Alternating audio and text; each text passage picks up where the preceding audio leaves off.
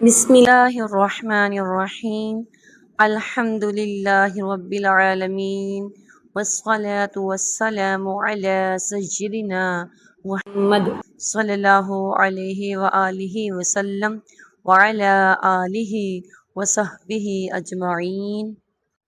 ناظرین کرام، آج ہم اللہ تعالیٰ کے ایک عظیم نبی حضرت ادریس علیہ السلام کا ذکر کریں گے۔ قرآن مجید میں اگرچہ آپ کا واقعہ تفصیل سے بیان نہیں ہوا، لیکن اللہ تعالیٰ نے آپ کی سچائی اور بلند مرتبے کی گواہی دی ہے۔ اللہ تعالیٰ سورۃ المریم میں ارشاد فرماتا ہے، وَاذْكُرْ فِي الْكِتَابِ ادریس إِنَّهُ كَانَ صِدِّيقًا نبیًّا وَرَفَعْنَاهُ مَكَانًا عَلِيًّا۔ ترجمہ: اس کتاب میں ادریس کا ذکر کیجیے، بے شک وہ بڑے سچے نبی تھے اور ہم نے انہیں بلند مقام عطا فرمایا۔ یہ سورۃ المریم کی آیات میں ہے۔ اسی طرح اللہ تعالیٰ نے سورۃ الانبیاء میں فرماتا ہے، وَإِسْمَاعِیلَ وَإِدْرِیسَ وَذَا الْکِفْلِ كُلٌّ مِّنَ الصَّابِرِینَ وَأَدْخَلْنَاهُمْ فِی رَحْمَتِنَا إِنَّهُمْ مِنَ الصَّالِحِینَ۔ ترجمہ: اور اسماعیل، ادریس اور ذا الکفل کو یاد کیجیے، یہ سب صبر کرنے والوں میں سے تھے اور ہم نے انہیں اپنی رحمت میں داخل فرمایا، بے شک وہ نیک لوگوں میں سے تھے۔ یہ سورۃ الانبیاء میں ہے۔ اسی طرح حضرت ادریس علیہ السلام حضرت آدم علیہ السلام کی نسل سے تھے۔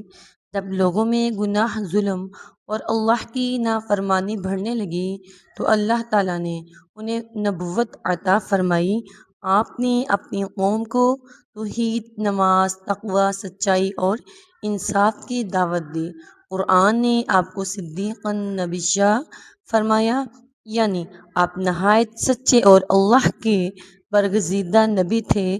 آپ کا ہر قول اور ہر عمل سچائی پر تھا۔ بعض تاریخی اور تفسیری روایات میں یہ بھی ذکر ملتا ہے کہ حضرت ادریس علیہ السلام کو اللہ تعالیٰ نے لکھنے، کپڑا سینے اور بعض علوم سکھائے تھے، تاہم یہ باتیں قرآن یا صحیح احادیث سے قطعی طور پر ثابت نہیں، اس لیے انہیں تاریخی روایات کے طور پر ہی بیان کرنا چاہیے۔ اللہ تعالیٰ نے فرمایا کہ ہم نے انہیں بلند مقام عطا فرمایا۔ مفسرین نے اس کی مختلف تشریحات بیان کی ہے۔ بعض کے نزدیک اس سے مراد جنت میں بلند مقام ہے اور بعض کے نزدیک آسمانوں پر بلند کیا جانا ہے۔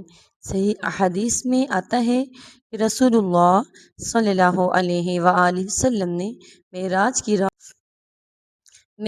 کی رات حضرت ادریس علیہ السلام سے چوتھے آسمان پر ملاقات فرمائی۔ اس واقعہ سے ہمیں چند اہم سبق ملتے ہیں۔ ہمیشہ سچ بولیں، کیونکہ اللہ تعالیٰ سچوں کو بلند مقام عطا فرماتا ہے۔ صبر کے ساتھ دین کی دعوت دیتے رہیں۔ عبادت، تقوی اور نیک اعمال انسانوں کو اللہ کے قریب کرتے ہیں۔ دنیا کی عزت سے زیادہ اہم اللہ کی رضا ہے۔ قرآن ہمیں انبیاء کے واقعات سے نصیحت حاصل کرنے کی تعلیم دیتا ہے۔ اللہ تعالیٰ ہمیں حضرت ادریس علیہ السلام کی سچائی، صبر، عبادت اور تقوی اپنانے کی توفیق عطا فرمائے اور ہمیں انبیاء علیہ السلام کے نقش قدم پر چلنے کی توفیق عطا کرے۔ آمین ثم آمین۔ یا رب العالمین، وآخر دعواہم ان الحمد للہ رب العالمین۔